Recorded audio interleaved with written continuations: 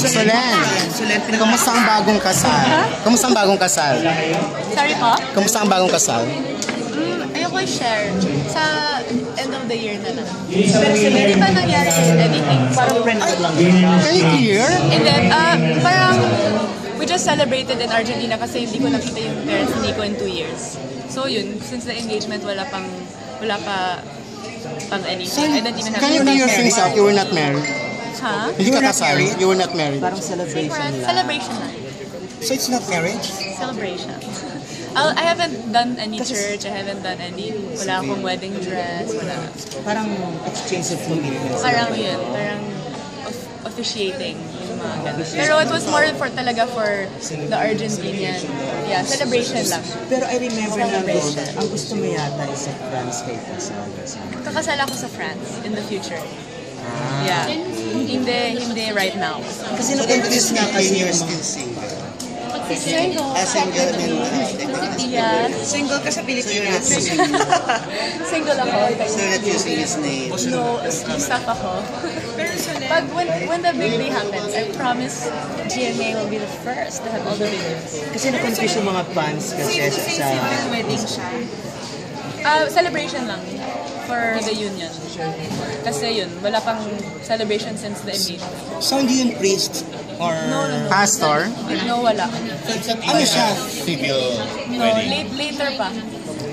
So, this year, pero late. So ano yung bakit ganun mga post sa Isabel? Ha? Bakit ganun? Loka-loka yan si Isabel kasi. Pero hindi yun ni-refute lahat. Kumalat na ang kinasal na siya.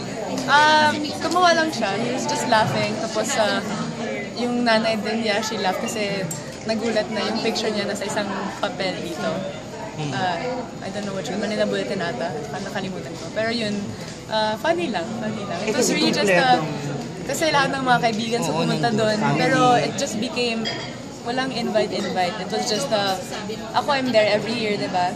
Every year nasa Argentina ako sa December. Tapos sinabi ko sa brother ko, sige punta ka this year para we can go hiking, ganun. Tapos yun, bigla sabi ni George akin, sige punta din ako. Tapos si Belle ulit. So yun, naging barkada vacation. So what type of officiating happened?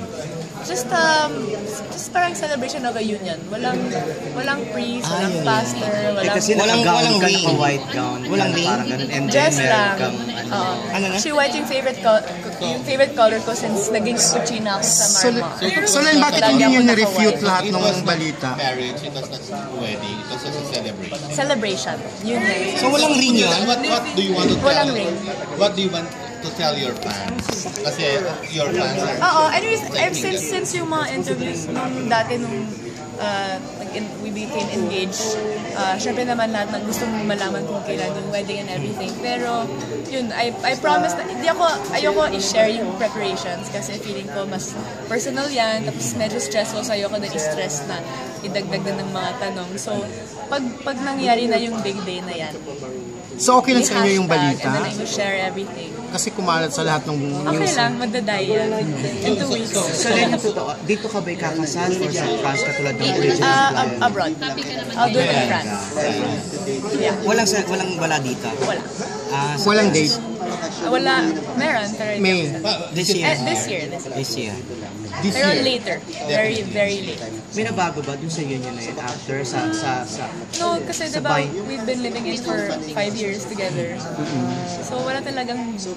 Normal na sa inyo yun? Parang gano'n lang, wala lang. Bakit nagkaroon pa ng ng union or ng celebration? Yun lang kasi I've seen his parents in our 5 years relationship. I saw them 5 times. Pumunta sila ditong 3 beses. Ako, 6 times. Ako pumunta sa Argentina 3 times din. Pero yun, since the engagement, kasi yung last Christmas nasa Hokkaido ako with my family. So di ako nag-celebrate with them. So yun, para maging din masaya yung mga kaibigan niya dun sa Argentina na hindi pwedeng pumunta sa future kasal kasi malayo. Pag kinasal ka, gusto mo magka-baby ka agad? No. How Hindi long? pa ako ready. Hindi ko pa alam, pero not right away. Gusto ko i-enjoy muna yung work kasi may bago din akong business. So, I need to focus muna on work.